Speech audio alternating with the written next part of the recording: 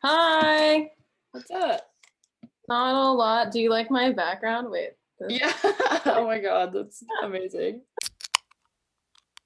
My name is Maria DeHart, and I'm releasing an EP on March 19th, and I released a single on the 22nd of January. Cool. And then what's the EP called? The EP is called Quarantunes. How would you describe Quarantunes?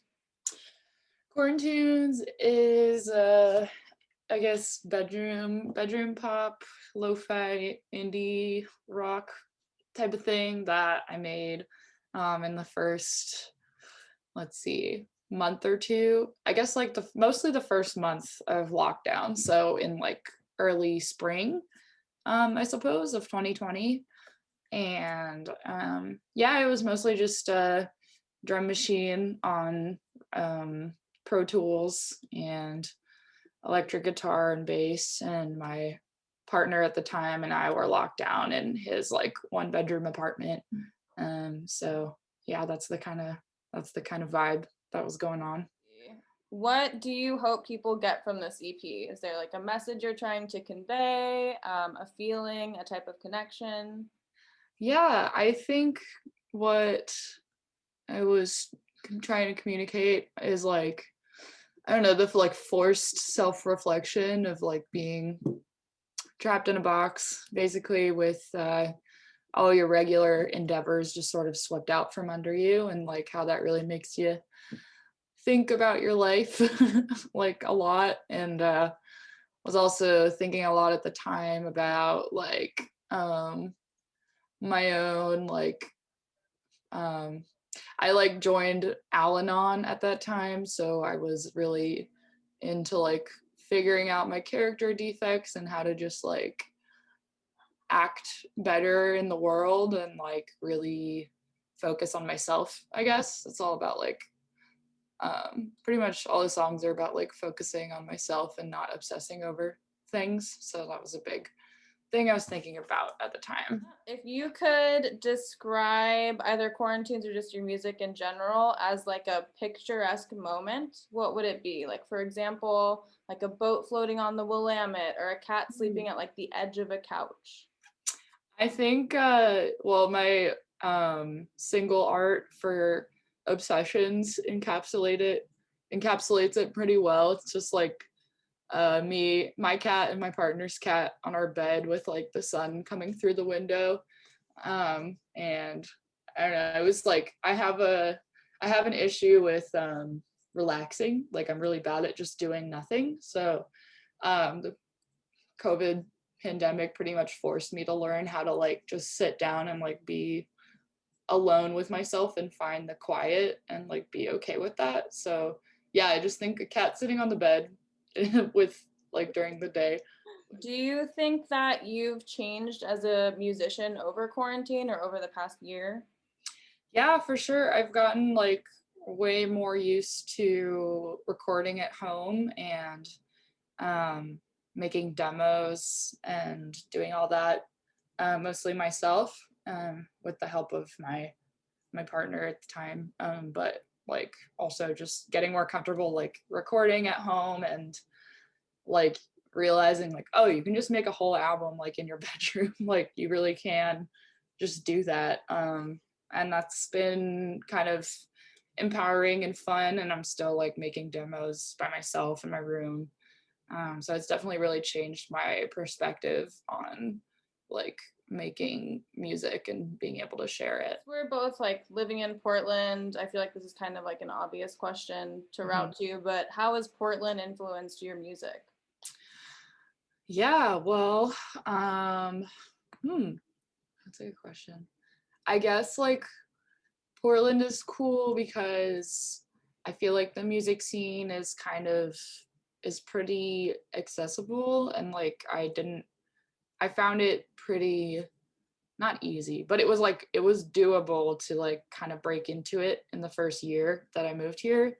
And then there's a lot of cool queer and non-male musicians here doing really cool stuff. So I feel like it's a comfortable space in that way and accessible to queer femmes. Yeah, and I guess that's influenced my music by, I don't know, I feel like there's a lot of good pop in this town and good like dream rock, and I don't know. Yeah, my favorite bands in Portland have definitely like influenced my music for sure. I hadn't really thought about that until now, but yeah. I don't know Yeah. if that really answered the question. No, totally. I mean, could you name any of those bands specifically? Yeah, Shaylee is a big one that comes to mind, and Maita are all really cool, like powerful femme fronted bands. And my roommate actually is Basil Strawberry, and she's really awesome. And yeah, I just feel like there's a lot of cool women artists in Portland who get a lot of attention. Crybabe is a big one. Love them. I Yeah. think that the Portland music community has changed during quarantine. Like, is it still there and alive, or do you feel like some kind of loss in it right now? I mean, yeah, I feel like it'll, like after this, there might be more of a focus on recorded music and less on shows. Maybe that is a possibility because I feel like a lot of people have started recording more and like putting all their energy into that because there's no shows. So like it's just totally changed like our outlook on what the music scene looks like. During this like past year, what else have you been occupying your time with?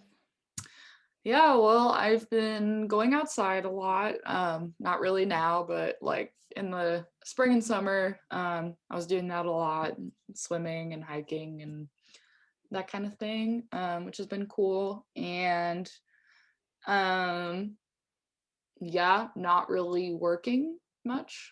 So it's been kind of nice. And what else have I been doing? Not much. I have a partner that lived in Reno for most of quarantine. So I went down to visit her a few times and actually had time to like do a road trip, like a few road trips, which was nice in a COVID safe way, but something that I normally wouldn't be able to just like up and do whenever.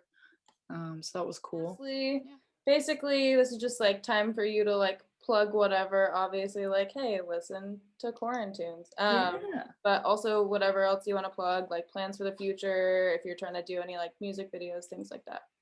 Yeah, well, I have my two singles out on Bandcamp and everywhere else. From Quarantunes, which will come out in March, and maybe a music video in the works. We'll see. But yeah, you can pre-order the EP and download the two singles. I also still have vinyl from my first album release from 2020 that I didn't get to tour with. So I still have merch from that. And I also have a Patreon that I donate I donate all of the profits to like whatever like individual or organization needs money at the time, and I do that every month. So that's also something that people can check into.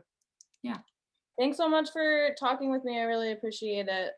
Yeah, thanks for reaching out. This was fun. Bye.